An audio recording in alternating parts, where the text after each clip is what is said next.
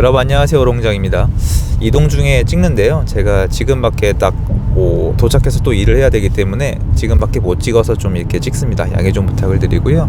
지금 저희는 저희 직원분이랑 같이 있는데 지금 거의 부동산에서 한 6시간? 그 동네 부동산에서 거의 한 6시간 있었던 것 같아요. 거기 부동산들에서 이제 매수 계약을 체결하고 왔습니다. 매수 계약을 체결하고 왔는데 저번에 말씀드렸다시피 저는 뭐 어떻게 얘기해야 돼? 말로 안 해요. 지금 시장에 대해서 어쩌고 저쩌고 얘기 안 합니다. 저는 이 시장에 있는 통계나 넘버링을 얘기하는 게 아니라 내가 할 수 있는 행동을 찾는 사람이라고 여러 번 말씀을 드렸고, 그 결과가 좋다는 보장이 없어요. 언제든 실패할 수도 있고 좀 안 좋으면 망할 수도 있고 이렇습니다. 그렇기 때문에 지금 시장에서 어떠한 형태로 계약을 하는 게 제일 유리한지 제가 살펴봤을 때, 입찰을 아무리 해봐도 입찰가보다 공포성 매물, 그러니까 지금 겁에 질려서 던지는 분들이 더 싸요. 그러니까 최근 낙찰가 중에 되게 싸 보이긴 한데 실제로 현재 살 수 있는 시세랑 비교했을 때 메리트가 없는 낙찰가가 너무 많아요. 그런데 낙찰가보다 훨씬 더 좋은 매물을 찾을 수 있는 게 아니라 만들어낼 수가 있거든요. 가서 공략을 하는 거죠. 일정 조건이 갖춰진 곳을 가야 되고요. 이게 맞는 선택인지 아닌지 모르지만 저는 옳은 선택이라고 생각을 합니다. 그렇게 해서 오늘 오전에는 매도를 하고 왔고, 인천 쪽에서 또 매도가 있었습니다. 저 매도를 하고 또 넘어와서 서울에서 매수를 하고, 또 그리고 월세 계약도 있었고 바쁘게 움직이고 이제 사무실로 넘어가고 있습니다. 또 킹김에 하나 정리해드리고 싶은 게 뭐냐면요, 레고랜드 사태가 뭐야, 부동산에 영향을 미쳐 라고 생각을 하시는 분이 계신데, 제가 스토리 형식으로 간단히 썰을 풀어드릴게요. 그러니까 별로 어려운 게 아니고요. 이게 제 기억에 10년도인가 11년도 2011년도쯤에 강원도에서 레고랜드 만들고 싶다, 약간 이런 계획을 발표를 한 거예요. 그런데 그 레고랜드가 아마 또 출장 다녀왔겠죠. 그 빌룬에 스웨덴 빌룬, 덴마크 빌룬에 가면은 레고랜드가 있어요. 전 다녀와 본 적이 있거든요. 너무 좋은데 세계적으로 사랑을 받는데 그거를 옮겨 놓는다고 일본의 디즈니랜드나 뭐 미국의 디즈니랜드처럼 된다는 보장이 없어요. 그런데 아무래도 이제 지역 발전을 위해서 만들고 싶었겠죠. 그래서 요런 테마파크를 조성하는 그 사업체, 그 회사랑 계속 연락을 주고받으면서 만들기로 했어요. 조건은 좀 충격적이에요. 그냥 말 그대로 완전 을의 계약이에요. 일단 땅 100년 동안 무상으로 쓰게 해주고요. 공사비도 강원도가 냅니다. 그런데 아시겠지만 이게 거기 현지 주민분들은 알던 사실이에요, 사실은. 그런데 거기가 유적지예요. 유적이 많이 나오는 거를 알 분들은 어느 정도 알고 있었다고 저는 알고 있었거든요.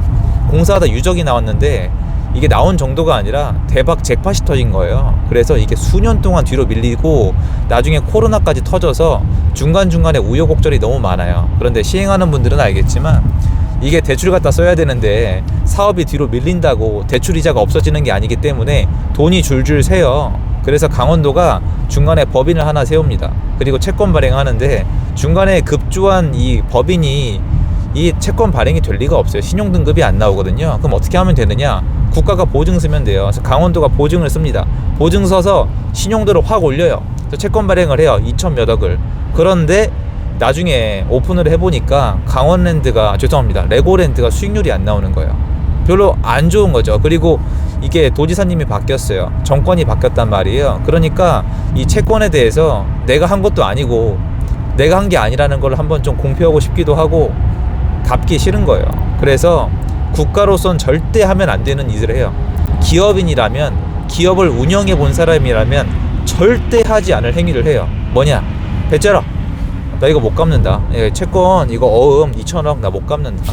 물론 보증을 섰기 때문에 강원도가 어차피 갚아야 돼요. 무슨 말이냐면 어차피 처음부터 안 갚을 길이 없는 걸 가지고 굳이 언론에 나와서 이거 빚 내가 만든 거 아니다, 레고랜드 내가 한 거 아니다, 2천억 우리 안 갚을 거다, 회생 신청하겠다, 배째라, 이 얘기를 한 거예요. 근데 문제가 뭐냐면, 여러분 생각을 해보시면은 누군가 보증을 섰어요. 보증을 섰는데 여러분 요 생각하시죠? 공무원은 철밥통이다, 국민연금은 나온다, 군인연금은 나온다, 경찰연금은 나온다. 이거 믿으시죠? 왜 나와요? 이렇게 얘기하시잖아요. 국가가 망하지 않고서는 나온다. 그러니까 국가가 보증한 건 100%라고 믿는 게 일반인의 상식인데요, 그걸 깬 거예요, 말로. 이건 책임을 져야 돼요. 엄청나게 잘못한 거예요. 본인은 억울하실 수도 있겠지만 잘못한 건 잘못한 거라고 저는 생각을 해요. 그런데 문제가 사실은 여기 있는 게 아니에요. 레고랜드 파리라고 얘기하지만 원래 있었어요. 일단 첫 번째로 지난 5년 동안 기업들을 조졌어요. 무조건 괴롭혔어요. 왜? 아니 지난 정권이 표를 뭘로 얻었어요? 부자 나쁜 놈 다 죽여줄게, 뺏어줄게, 다 나눠 갖자, 쟤네가 세상을 망친 거야, 집 가진 사람, 많이 가진 사람, 재벌들 다 죽여줄게, 이렇게 했잖아요. 그럼 망하는 기업 나와요, 안 나와요? 전 당연히 나올 거라고 생각을 했습니다. 그리고 또 뭐가 있죠? 원자력 발전 없앴잖아요. 그럼 전기료 올라가죠. 근데 전기료 올릴 수 있어요? 못 올려요. 여러분, 에너지는 끊어버리면 밑에 하위 계층에서 죽어요. 유럽 요번에 겨울 어떻게 날지 굉장히 고민일 거예요. 그런데 전기료를 어떻게 올려요? 지금 전기료 한전에서 적자 안 보려면은 그냥 한두 배 올린다고 되는 게 아니에요. 10배, 20배 올려야 될 거예요. 근데 적자를 내면서까지 못 올리는 이유는 전기료를 올리면은 정권 바뀔걸요? 그렇게까지 올리면? 그럼 못 올리잖아요. 그러니까 한전을 계속 운영을 해야 되잖아요. 그럼 한전은 뭘로 운영하느냐? 우리 관심이 없잖아요. 걔네 채권 발행합니다. 채권 발행하는데 생각을 해보세요. 적자를 내고 있는 한전이 채권 발행이 될까요? 여러분, 계속 만년 적자, 몇 천억, 몇 조를 적자를 내는 회사의 채권을 사실 거예요. 그 사는 사람은 정신 나간 거예요. 한전은 회사로 따지면 망할 기업이 아니 망한 기업이에요. 부도난 기업이에요. 근데 걔네가 채권을 여태까지 잘 팔아먹었단 말이에요. 왜? 국가가 보증을 해줬으니까. 그런데 이번에 국가가 보증한 어떤 채권에 대해서 채무를 불이행하겠다고 강원도에서 발표를 했기 때문에 웅성웅성해진 거예요. 야, 그럼 국가가 보증을 해도 이게 안 되는 거야? 그럼 여태까지 우리가 믿었던 국가가 보증한 채권들이 전부 다 안전한 게 아니었어? 이런 얘기가 나오면서 트리플 A 신용 등급을 갖고 있는 한전이나 도로공사 이런 최우량 채권이 안 팔리기 시작을 해요. 근데 문제는 모든 경제랑 연결돼 있잖아요. 얘네 채권이 안 팔리니까 얘네보다 딸리는 사기업 채권은 더 안 팔리는 거예요. 그럼 사기업 채권은 왜 이러느냐? 얘네가 대출이 안 되니까 채권을 발행할 수밖에 없거든요. 그러니까 선택지가 줄어들잖아요. 대출이자가 오르고 대출이 잘 안 되기 시작하니까 어쩔 수 없이 돈을 구하려면 채권을 발행해야 되는데 채권 시장에 나와보니까 한전이 갑질을 하고 있는 거예요. 누구 등발로? 국가 등발로. 근데 등발을 주던 국가가 딴 얘기를 한 거예요. 그러니까 채권 시장의 케오스에 빠진 거예요. 근데 엄연히 이건 따지면은 이 기업이 얼마나 우량한가, 돈을 잘 벌고 있는가, 이걸로 봐야 되는데 너무 분위기가 안 좋고 공포성을 조성하다 보니까 사람들의 심리가 엄청나게 시장에 영향을 많이 미치고 있는 거예요. 쉽게 얘기해서 야, 국가가 보증한 걸 책임을 안 진대, 이런 인식은 IMF, 국가 부도, 국제금융위기 이럴 때 발생을 하거든요. 그래서 지금의 여당을 싫어하는 분들은 보나마나 이런 얘기 할 겁니다. 제2의 IMF가 온다, 나라 망한다, 이런 공포성을 조성할 건데 지금 기업들의 사태를 봤을 때 국가가 망할 이유는 없어요. 아래 기업들이 망할 거예요. 아무렇지도 않다는 게 아니라 예전부터 쌓여왔던 어떤 부작용이나 경제를 망쳐왔던 그런 대가를 치를 때가 되긴 한 것 같아요. 그래서 프로밀도 그렇고 앞으로 이런저런 해프닝은 일어나겠죠. 밑에 단에 있는 기업 망가지고 거기 있던 분들 실업자 생겨나고.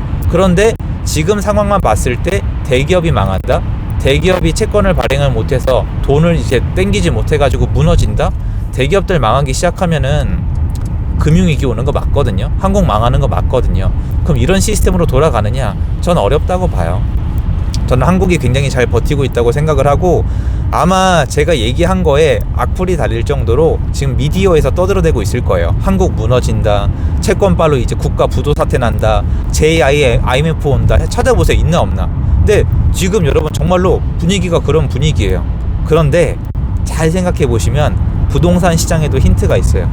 지금 부동산 시장은 제가 겪었을 때, 국제금융위기 터졌을 때, 제 선배들한테 얘기 들었을 때, IMF 터졌을 때 그 당시 있죠. 완전 패닉이 감싼 그 시장이거든요. 근데 실질적으로는 안 그렇단 말이에요. 그러면 이 다음에 어떤 스텝이 올지에 대해서는 생각보다 역사에 많이 남아있다고 생각을 하거든요.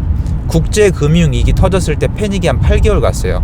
IMF는 1년 넘게 간 걸로 알고 있는데 데이터만 보고 제가 말씀드리기에는 좀 빈약한 부분이 있다고 생각을 합니다. 그래서 저는 이게 큰 위기로 번질 거라고 생각하지 않는 사람이에요. 물론 도산하는 기업들은 나올 건데 그게 이것 때문이라기보다는 예전부터 쌓여왔던 어떤 기업하기 어려운 구조 때문이라고 생각을 합니다. 전 그래서 이런 시장에서 살아남기 위해서 이렇게 행동을 하고 있습니다. 요거 보여드리고 전달드리고 싶어서 영상을 킨 겁니다. 여러분도 지금 각자에게 맞는 선택을 해야지 다음 시장에 여러분이 원하는 결과물을 갖지는 못하더라도 최대한 근접할 수 있지 않을까 싶습니다. 제가 그냥 막 멋있자고 하는 얘기가 아니라 결과가 안 좋고 망할 수도 있지만 확실한 건 아무것도 안 하면 아무 결과도 안 나오는 건 당연하잖아요. 가만히 있으면 중간이라도 간다는 얘기는 절대 부자들이 하는 얘기는 전 아니라고 생각을 합니다. 도움되었으면 좋겠고요. 전 또 들어가서 열심히 일하도록 하겠습니다. 감사합니다.